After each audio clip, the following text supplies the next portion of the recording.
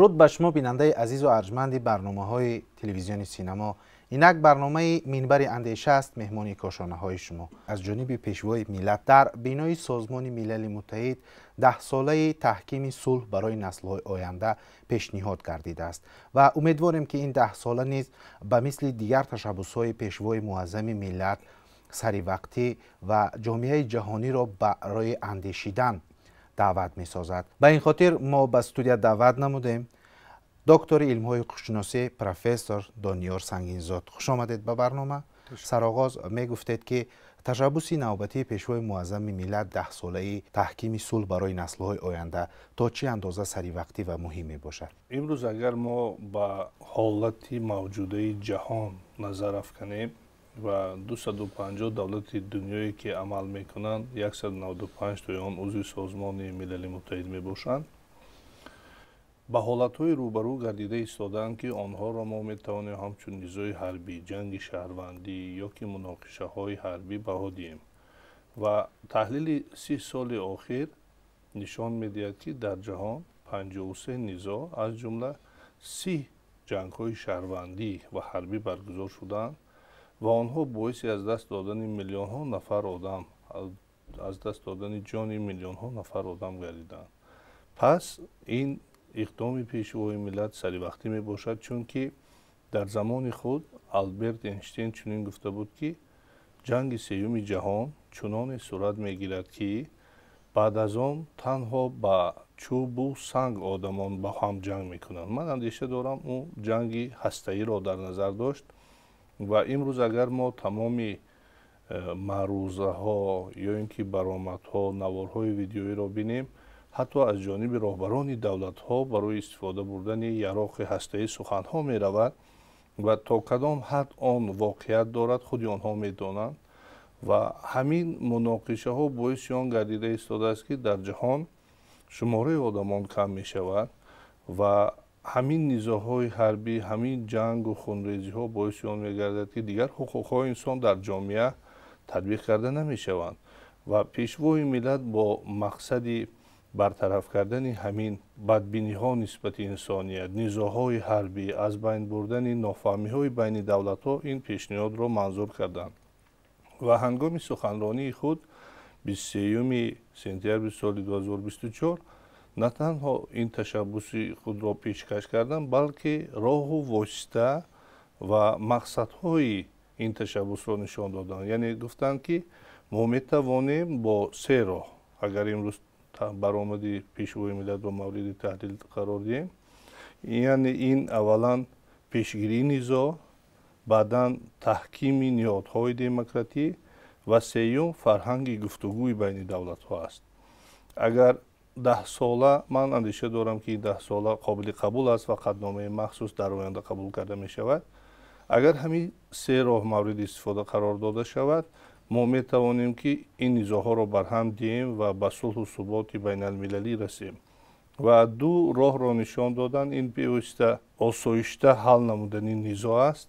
و دوم را نگاه داشتن تحکیم و نگاه داشتن نهادهای بین المللی به مانند سازمان ملل متحد و یکی از راه‌هایی که پیوسته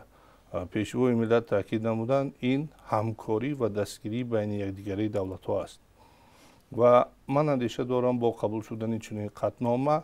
و اعترافی بین المللی پیدا کردن تشبس ششم پیشوای ملت محترم امامی رحمان، ما می توانیم با همین خونریزی ها و با همین جنگ های بین دولت ها و منفعت جویی برای ثروت های زیر زمینی خاتمه بخشیم. و در یکی از گفتارهای خود یکی از عالمان مشهور فیزیک استیون هاکینگ چنین تاکید نموده است که 3 راهی از بین بردن انسانیت و در مجموع عالم زنده است. یکم ویروس هایی که آن پیشگیری نشوندند. مثال مشخص سال 2022 ما دیدیم که کووید 19 تا لحظه ای که واکسینه های معین پیدا شد و دولت ها متحد شده یکدیگر را دستگیری کردند، میلیون ها نفر وفات کردند. یا که دوم حالت را میگوید که به زمین فرود آمدن متئوریت است. بینید اگر امروز ما از نگاه تاریخی کتاب ها رو تحلیل کنیم، 65 میلیون سال پیش метеорит ба замин дар халиҷи Мексика зарба зада буд, 99% олами зинда аз байн рафт ва баъди он боз аз нав ҳаёт оғоз гардид. ва сеюм ҳолатро мегӯяд ин ҷанг тавассути яроқи ҳастаӣ ё атомӣ аст. ва агар ин корҳо сурат гирад, воқеан инсоният аз байн меравад ва ташаббуси пешвои миллат бевосита барои он равона шудааст ки инсондӯстӣ бошад, якдигарфаҳмӣ бошад, сулҳу собот бошад ва ваҳдати миллӣ дар ҳама давлатҳои дунё побарҷо. гумон мекунам ки ин пешниҳоди сарвари давлат саривақтӣ буд, чунки низоъҳое ки имрӯз дар сайёра ҳаст, ҳазорҳо кӯдак ба марг расонида мешавад. ин қадар тифл ятим мемонад, яъне ки оянда наметавон ба ин рӯҳияи, ба ин мардуме ки осебпазир ҳастанд, ин қадар дарду ранҷ аз ҳисоби ҷанг доранд, як сарзамин ё як олами воқеият пайдо кард. яъне ки барои хотима бахшидани ин ҷангҳо, барои куштани наслкушиҳое ки дар рӯи олам ҳаст, яъне ки бояд ба ин кор хотима дод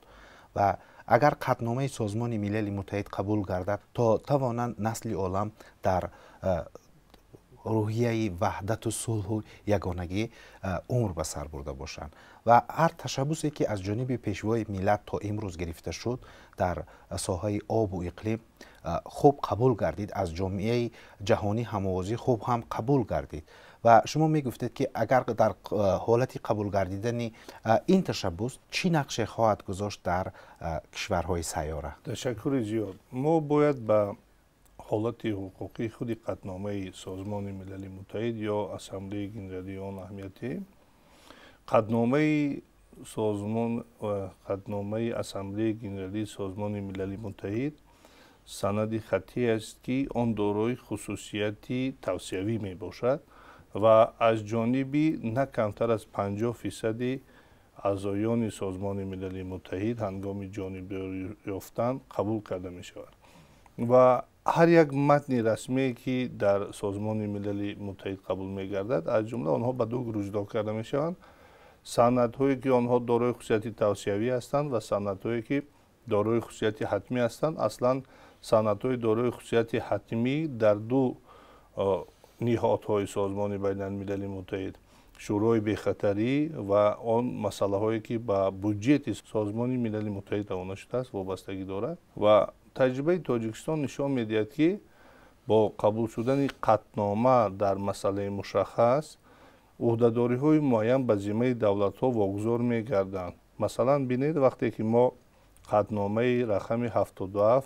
дроб 158-ро қабул кардем, ин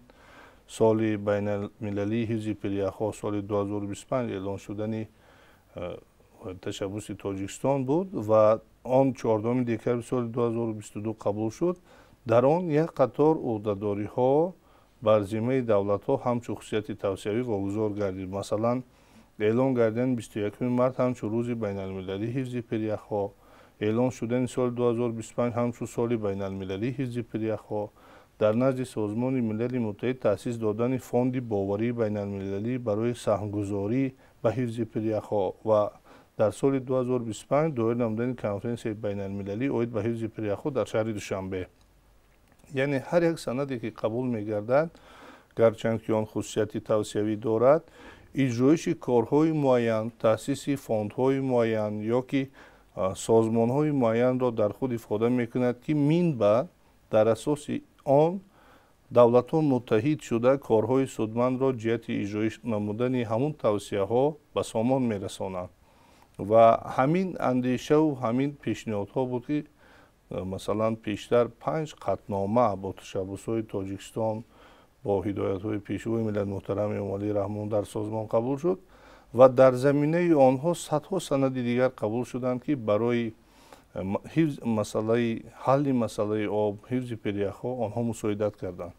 ва бо қабул шудани чунин қатнома ман андеша дорам ки ҳамун низоъҳое ки имрӯз дар байни давлатҳо ҷой дорад бо роҳи осоишта ҳал намудани онҳо ё ин ки гуфтугӯи фарҳангӣ байни давлатҳо шурӯъ мегардад ва он низоъҳо паиҳам дар давоми 10 сола аз байн бурда мешаванд. аз нигоҳи илми ҳуқуқшиносӣ дар ҳолати қабул шудани ин ташаббус кишварҳои ҷаҳон чӣ корҳоро бояд анҷом диҳанд? از خود مقررات قطعنامه وابستگی دارد که در آن کدام راه و واسطه ها برای رسیدن به همون هدف معین کرده می شود و وقتی که در قطعنامه راهی مثلا گفتگوی بین دولت ها برگزار شدن کنفرانس ها تأسیس دادن یگان سازمانی حل نیزاها معین کرده شود دولت ها با نظرداشت همون توصیه ها فعالیت خود را به راه میمانند و دولت هایی که اعضای سازمان ملل متحد هستند کوشش ها به خرج میدهند که همون توصیه هایی که در قطعنامه مقرر شده است در دولت های خود اجرا کنند و یک راهی بسیار هم موافق بعد از قبول قطعنامه در آن صورت عملی خواهد شد که دولت ها متحدی خود را از دست ندهند. امروز بینید در جهان دولت ها برای منفعت های حدودی منفعت های عاید به ثروت های زیرزمینی متحدی خود را کمی از دست داده ایستاده‌اند و همین باعث گردیده ایستاده است که دولت ها با نیزاها روبرو میشوند چون که راهی به دست آوردن همون منفعت یا نائل شدن به منفعت فقط برای آنها نیزای حربی است و بعد از قبول شدن قطعنامه من اندیشه دارم که الکی همون راهی نائل شدن به منفعت های خود را آنها به راههای فرهنگی عوض خواهند نمود چون که راهی آسایشته گفتگوی بین دولت ها راهی بهترین نائل شدن به منفعت های دولت ها و نگاه داشتن صلح و ثبات و وحدت ملی است. و میخواستم اینجا اندیشه شما را در باره آن پرسیده باشم که پیشوای معظم ملت ما را در جهان همچون پیشوای تشبسکار در حل مشکلات عمومی جهانی از جمله صلح آفری، آب و اقلیم چند پیشنهادی که از جانب پرزیدنت کرده شد هماوازی خوب پیدا کرد و نظر خود را درباره همون پیشنهادهای سروری دولت و رعایت کردن حقوق و عهده‌داری های انسان ها بعد از قبول این تشبس ها فهمیده باشه. تشکر زیاد. واقعا 5 تشبس بین المللی که از جانب پیشوای ملت در سازمان ملل متحد ارائه شد و توسط قطعنامه های علایده سازمان قبول گردیدن این بیوسته سال 2003 سال بین المللی آب تازه، سال 2005 سال 2015 10 ساله بین المللی آب برای حیات، 2013 سال بین المللی همکاری در ساحه آب، سال 2018 2028 10 ساله بین المللی آب برای رشد استوار و سال 2025 سال بین المللی حفظ پریخ‌ها می باشد و تجربه نشان می‌دهد که بعد از قبول شدن قطعنامه های مخصوصی سازمان ملل متحد الکی در دولت ها سند های علایده قبول کرده می شود و گرچند که قطعنامه خصوصیت توصیوی دارد اما با قبول شدن سند های مشخص در دولت های علایده همین مسئله مکمل و سری وقت مورد بررسی قرار داده می شود و شما می دانید که وقتی در قانون در سند معین در دولتی که همین مسئله راه اندازی شود الکی خصوصیت حتمی را می گیرد و شهروندان آن کوشش می نمایند که در زمینه آن فعالیت خود را با رفتار حقوقی به راه مانند. بعد از قبول شدن 5 تشبس بین المللی در خود سطح بین الملل صدها سندهای دیگر قبول شدند که آنها به دولت ها برای حل نمودن همین مسائل عهده‌داری های معین را واگذار کردند و الکی ما دیده ایستادیم که این تشبس ها برای نگهداری آب تازه، برای پیش بینی نمودن چاره‌های دخلدار جهتی استفاده بردن آب برای رشد استوار یا اینکه چاره‌های دیگر عاید نگاه داشتن حفظ پریخ‌ها مثلا دست کشیدن از گازهای گلخانوی چاره رفته ایستاده است. پس این تشبس ها وقتی که در سطح بین المللی صورت میگیرد و سند مشخص قبول کرده می شود الکی کلی دولت ها را عهده‌دار می نماید که به مسئله مشخص از جمله آب یا حفظ پریخ‌ها توجه خاص ظاهر نماید. شهروندانشان را عهده‌داری می نماید که در همین سمت حقوق‌های خود را که دارند از عهده‌داری‌های خود نیز فراموش نکنند. پس هر یک تشبس باعث رشد و نمو در این یا آن سمت از جمله آب و حفظ پریخ‌ها گردیده ایستاده است و من اندیشه دارم که تشبس دیگری که از جانب پیشوای ملت 10 ساله تحکیم صلح برای نسل‌های آینده پیشنهاد شد با قبول شدن قطعنامه سازمان ملل متحد همین مکانیزمی که دیگر تشبس‌ها در خود دارا بودن فرا میگیرد و در جهان این نزاع‌های حربی از بین برده می‌شوند. استاد من گفتید که این تشبس از جانب پیشوای معظم ملت و سازمان ملل متحد پیشنهاد کردید و میخواستم زمینه‌های حقوقی ان همین چیز را مشخص برای بیننده میگفتید. تشکر زیاد. ببینید اگر ما امروز تحلیل نماییم، هر یک پیشنهادی که صورت میگیرد آن زمینه‌های واقعی و حقوقی خود را در این آن دولت دارا میباشد و برای من همچون حقوقشناس اندیشه دارم که زمینه حقوقی پیشنهاد پیشوای ملت بیوسته قبول شدنی قانون کنستیتوسیون جمهوری تاجیکستان درباره اساسگذاری صلح و وحدت ملی پیشوای ملت میباشد، چون که پیشوای ملت توانستند سرکرده سال 1992 با قبول شدن 74 سند در اجلاسیه تقدیرساز ملت تاجیک را از نزاع حربی آزاد کنند و سال 1997 با قبول شدن سازشنامه استقرار صلح و رضایت ملی به تاجیکستان وحدت ملی را بیارند و همین زمینه‌های حقوقی و واقعیت کشور دلیل آن است که پیشوای ملت حق معنوی پیشنهاد چنین تشبس را دارا میباشند، چون که در خود تاجیکستان امروز مرکزهای علیحده مکتب دولتداری پیشوای ملت تأسیس داده شده است که آن فراگیر زمینه‌ها یا اندیشه‌ها عاید به صلح آفرینی و وحدت ملی میباشد و از نگاه بین المللی نیز این حقوق معنوی پیشوای ملت ما میباشد، چون که بینید کلی دولت‌های دنیا علاقه پیشوای ملت محترم امام علی رحمان را همچون شخصی صلح آفر پیشنهاد کردند. من میخوام یک قطار اندیشه شخصیت‌های شناخته جهان را منظور نمایم. مثلا سابق دبیر کلی سازمان ملل متحد کوفی عنان چنین اندیشه خود درباره پیشوای ملت گفته بود که تاجیکستان برای بسیار مملکت‌های دیگر در حل مناقشه‌های داخلی و پایداری صلح و وحدت سبقی بی‌نظیر دارد و در این روند نقش امام علی رحمان کلیدی است. یا اینکه ولادیمیر پوتین پرزیدنت فدراسیون روسیه تاکید نمودند که امام علی رحمان یکی از سیماهای برجسته بوده در بین سیاستمداران اتحاد دولت‌های مستقل موقع نمایان را اشغال میکند. این بیهوده نیست. تصمیم جد و جهد او از آن شهادت میدهد که در تاجیکستان روند صلح چطور پایدار است که در نظرش در هیچ یک مملکتی که چنین وضعیت متشنج داشت دیده نمی شود. یا اینکه سی جین پین رئیس جمهوری خلقی خطاب میگوید که شما پیشوای هستید که صاحب محبت و احترام مردم تاجیکستان گشتید. تحت رهبری شما در کشور ثبات سیاسی، رشد اقتصادی و بالا رفتن سطح نیکوحالی مردم تامین گردیده. تاجیکستان در حفظ صلح و ثبات و هوسمندگردانی به آن در آسیای مرکزی سهم مهم میگذارد. یا که جورج بوش سابق پرزیدنت ایالات متحده آمریکا بیان کرده بود که امام علی رحمان در زمان بسیار متشنج به کشورش و خلقش سرور گردید